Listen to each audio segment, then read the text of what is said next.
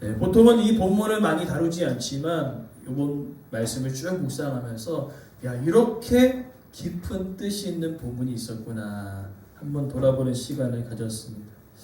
우리는 살아오면서 은혜라는 말을 참으로 많이 합니다. 하나님의 은혜로 여기까지 왔습니다. 은혜 많이 받았습니다. 은혜 아니면 내 삶을 설명할 수 없습니다. 라고 이야기합니다. 그러나 우리는요, 이 은혜를 실제적으로 쭉 살펴보면요, 은혜는 분명히 하나님께서 주시는 은혜이지만 그 은혜가 우리의 삶 속에 드러날 경우에는 누군가의 희생을 통하여서 나타날 때가 있는 것입니다.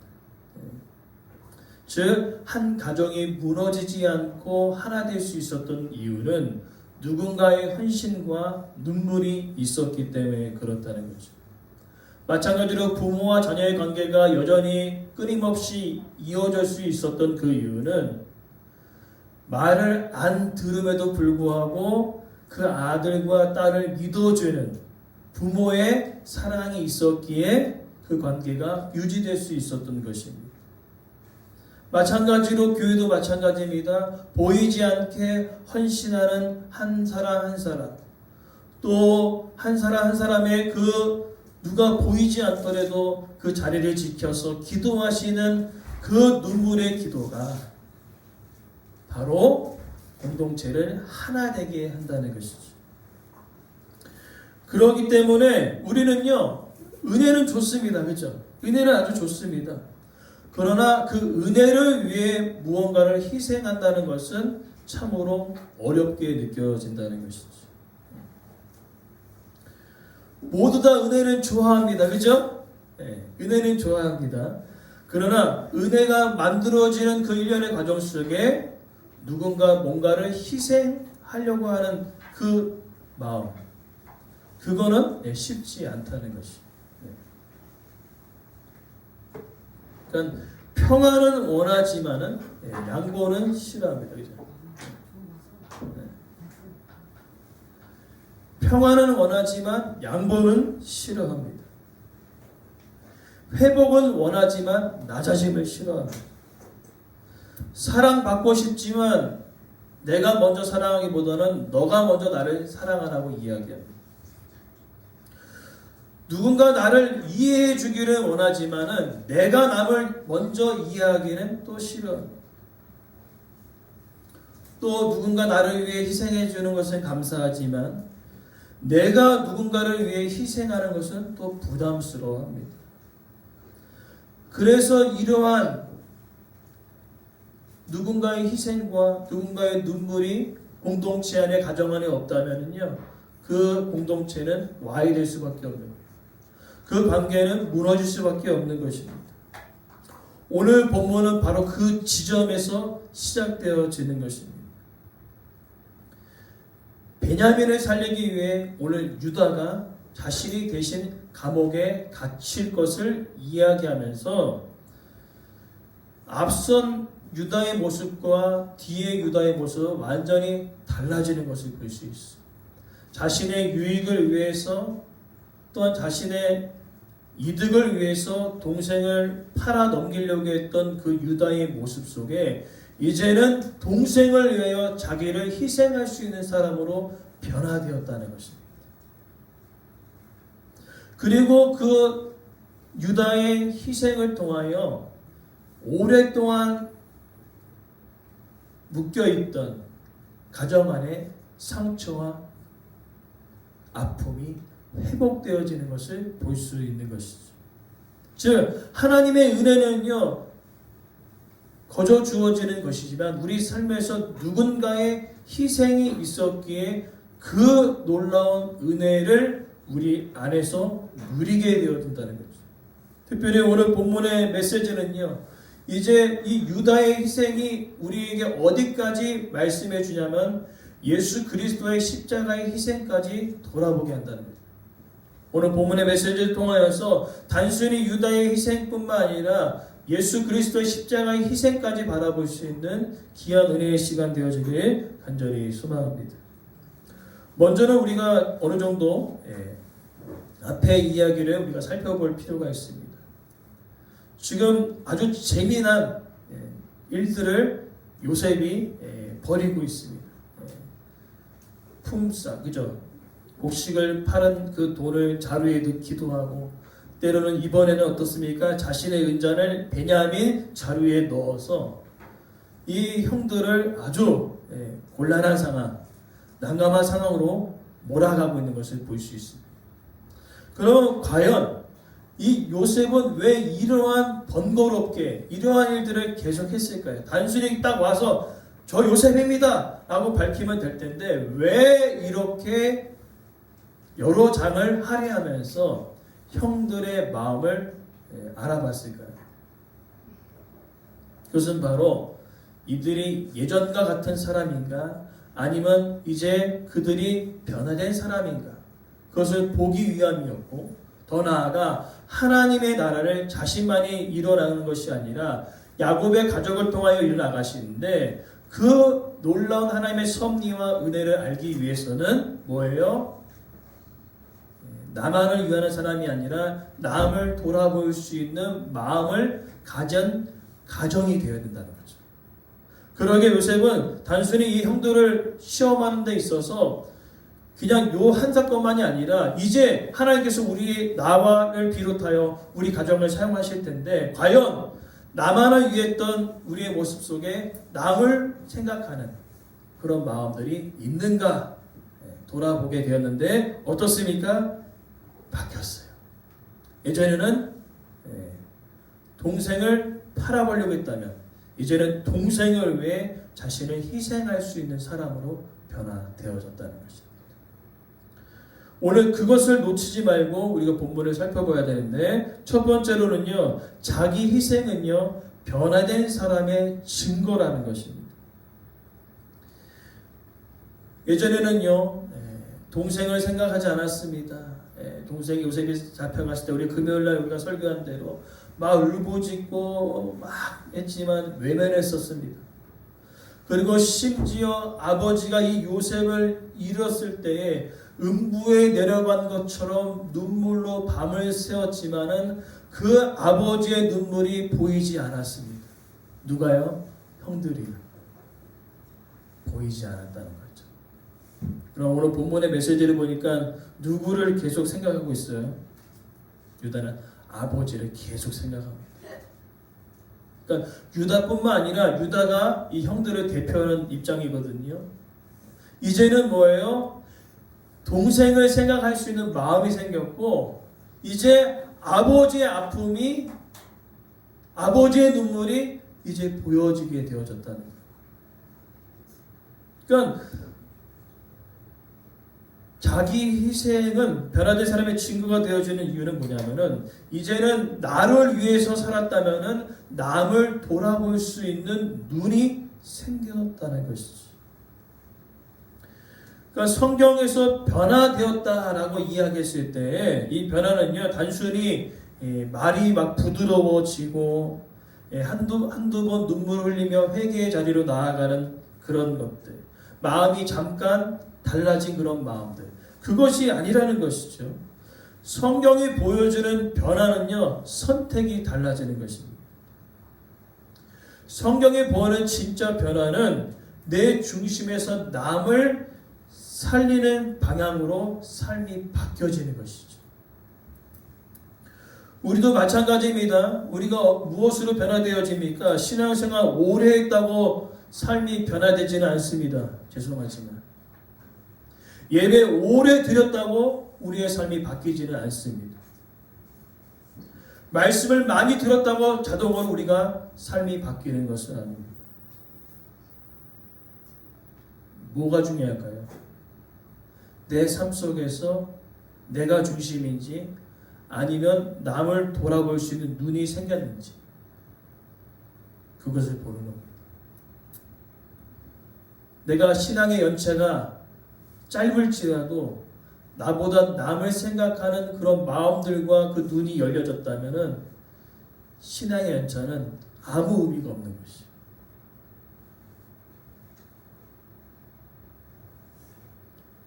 그래서 좀 더 설명해 볼까요? 예전에는 나만 생각하는 하고 남을 신경 쓰지 않았어요. 남이 상처받던 말도 그냥 막 말을 쏟아냈습니다. 이제는 그러지 않은 거예요. 내가 이 말을 했을 때 누군가 상처받지 않을까 고민하게 되어진 거죠. 그것이 변화된 사람의 모습이라는 거죠.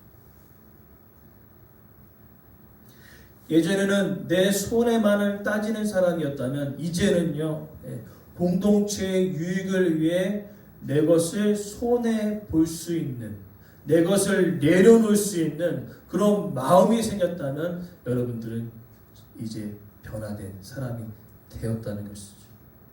즉, 따라합시다. 은혜는 환경이 변하는 것이 아니라 내가 변하는 것이다. 아멘. 내가 변하는 겁니다. 그리고 두 번째로 자기 희생은요, 다른 사람의 아픔을 내 아픔으로 받아들이는 것입니다. 오늘 우리가 주목해서 볼 구절은 30절 말씀이거든요. 아버지의 생명과 아이의 생명이 서로 하나로 연결되어져 있다고 이야기합니다.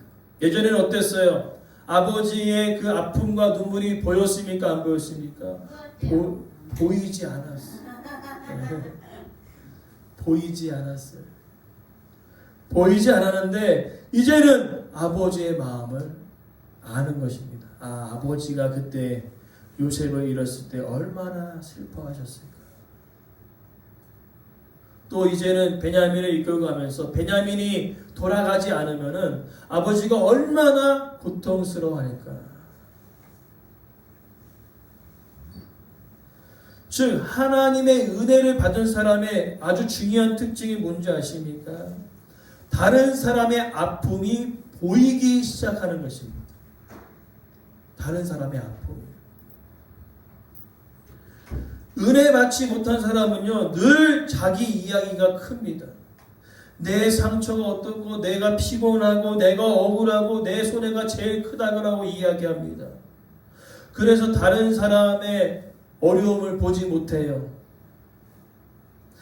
다른 상대가 얼마나 어렵고 힘든 일을 살아가는지, 심지어 가정 안에도 내 자녀가 얼마나 힘든지, 내 부모가 얼마나 힘든지 보이지가 않는 것입니다. 그러나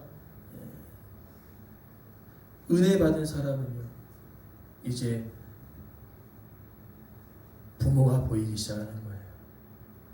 자녀가 보이기 시작하는 겁니다. 이웃이 보이기 시작하는 것입니다. 그것이 바로 은혜 받은 사람의 가장 중요한 특징 중에 하나라는 것입니다. 그리고 세 번째로는요, 자기 희생은요, 책임을 회피하지 않고 끌어안게 됩니다. 오늘 우리가 보니까요, 32절에 보니까 이제 누가 대신 남겠다고 이야기하고 있습니까? 베냐민 대신 내가 남아서 종이 되겠다고 이야기하고 있습니다. 예전에는 어떻게 했습니까? 책임을 회피하려고 했죠. 여러분, 원래 사람은요, 책임을 지는 것을 싫어합니다. 문제가 생기면요, 해명부터 하고 억울함을 이야기합니다. 내 잘못만은 아니라고 이야기를 하죠. 가능하면 책임에서 빠져나오려고 합니다. 제가 지난번 어렸을 때 경험들 제가 말씀을 드렸었잖아요. 그죠? 아버지의 저금통을 털어가면서 부인하잖아요. 나는 그런 적이 없다. 책임을 회피하지 않습니까? 그러나 동생이 불어버리니까 끝나는 거예요. 진실이 드러나면 끝나는 겁니다. 진실은 끝나는 거예요. 오늘 이 유다는요, 자기가 책임을 지겠다고 얘기하는 거예요.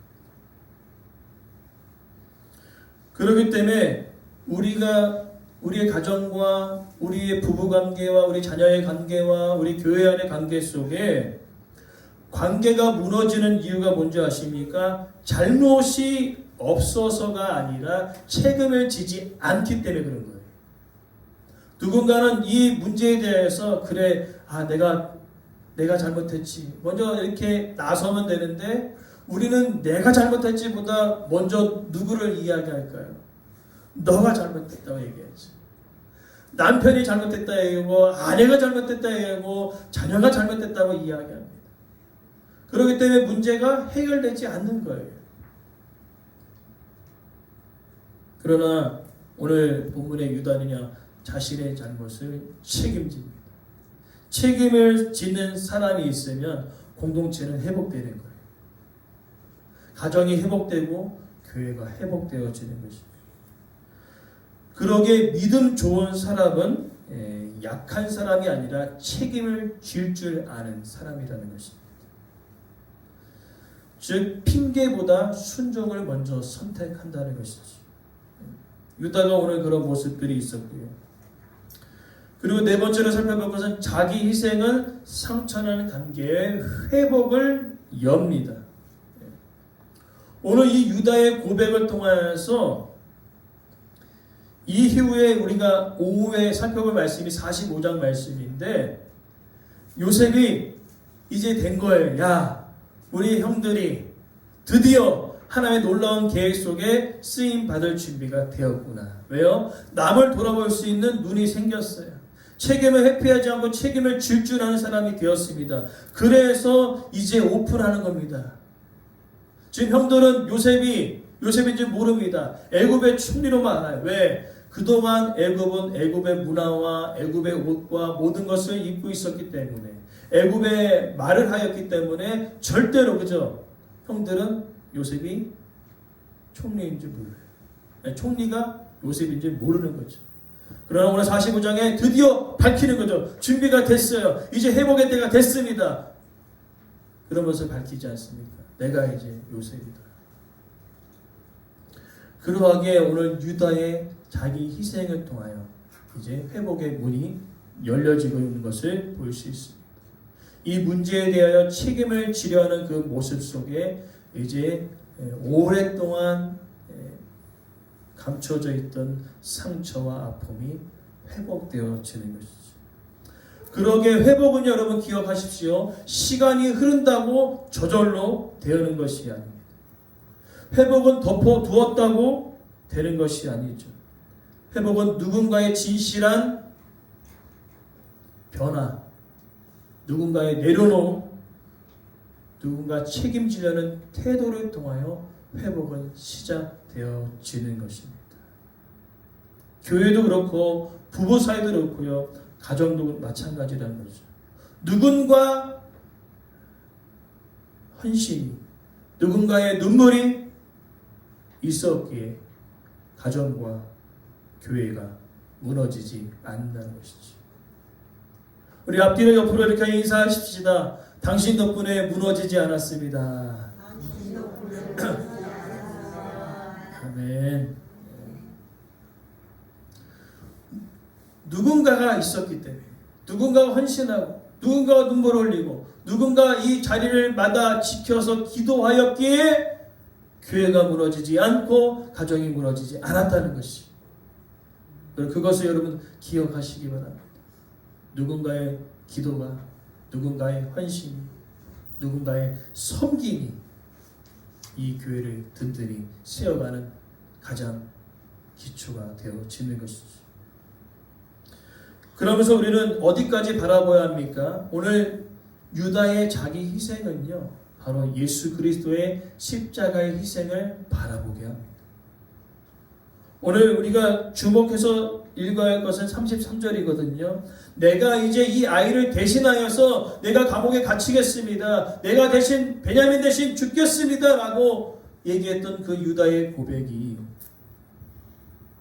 단순히 유다의 고백으로 마무리되어지는 것이 아니라 예수 그리스도의 십자가의 희생을 바라보게 한다는 것이죠. 예수님도 마찬가지로 죄가 없으셨습니다. 우리를 대신하여 십자가를 지셨습니다. 하나님의 그 심판의 그 두려움 앞에 예수님이 대신 그 자리에 오셔서 이제 그 심판받을 그 자리에 있는 우리들을 향하여서 이제 어떻게 합니까? 그들을 다시 구원의 자리로 옮기시며 하나님의 심판을 자신이 대신 다 감당하는 겁니다. 내가 다 받겠습니다. 그리고 나를 믿는 자들은 뭐예요? 예수님이 계셨던 구원과 회복의 자리로 옮겨 놓으시는 거죠. 이게 놀라운 구원의 은혜라는 것입니다. 여러분, 이 구원의 은혜가 여러분 가운데 있기를 간절히 소망합니다. 제가 이제 주중에 한 번씩 우리 이제 한매선 집사님 또 한매선 집사님 그 아드님 방문하거든요. 특별히 이 아드님을 방문할 때 이 구원의 메시지를 선포하면요 계속 눈물을 흘렸어요. 너무나 은혜가 감사합니다. 하나님 믿으십니까? 예수님 당신이 위해서 죽으셨습니다. 그리고 그 예수 그리스도를 믿는 자는 하나님의 자녀가 되었고 천국의 소망이 있습니다. 그것을 믿으십니까? 그러면 힘에 겹치만 아멘 하고 고백하세요. 그리고 눈물을 계속 흘리시죠. 여러분, 이 구원의 은혜를 생각할 때 우리 안에 이 진정한 눈물이 있습니다. 오늘 베냐민을 왜 대신 죽으려 했던 그 유다는요, 단순히 이 사건을 다루는 것이 아니라 예수 그리스도의 십자가 희생을 우리는 기억나게 한다는 거예요. 그러면 여러분 기억하십시오. 내가 누군가를 위해 희생할 수 있는 이유는 무엇입니까? 그 이유는요, 이미 예수님의 희생으로 우리는 살아난 존재이기에 그것을 할 수 있는 것입니다. 우리가 누군가를 위해 낮아지고 누군가를 위해 섬길 수 있는 이유가 무엇입니까? 예수님이 먼저 하늘의 영광 가운데 있었지만 종의 형체, 인간의 모습을 가지고 오셔서 우리를 대신하여 십자가에 못 박혀 돌아가 죽으셨다. 그 은혜를 입은 우리라면 우리도 낮아질 수 있는 겁니다. 즉 복음의 깊이를 아는 사람은요, 예수 그리스도의 십자가 희생을 아는 사람은요, 오늘 공동체를 위해, 때로는 우리가 공동체가 여러 다양한 사람들이 만났기 때문에 내 삶 속에 만족이 있을까요? 없을까요? 없어요. 가정도 그렇고 교회 안도 그렇고 내 마음에 다 만족해주는 교회는 이 땅 가운데 전혀 없다는 것을 여러분 기억하시기 바랍니다. 단 한 군데도 내 마음에 만족된 교회는 전혀 없어요. 다 부족하고 연약하고 섭섭한 마음들이 있습니다. 그러나 왜 우리가 그런 마음들을 뒤로 하고 하나 될 수 있습니까?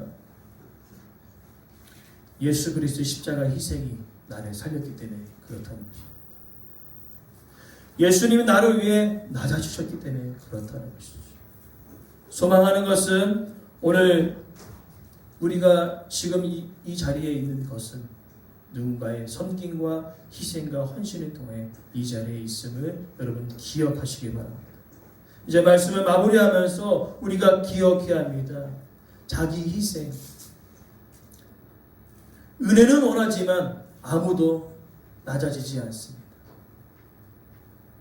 은혜는 원하지만 그 누구도 희생하지 않습니다. 그러면 가정도 그렇고 교회도 그렇고 유지가 될 수 없어요.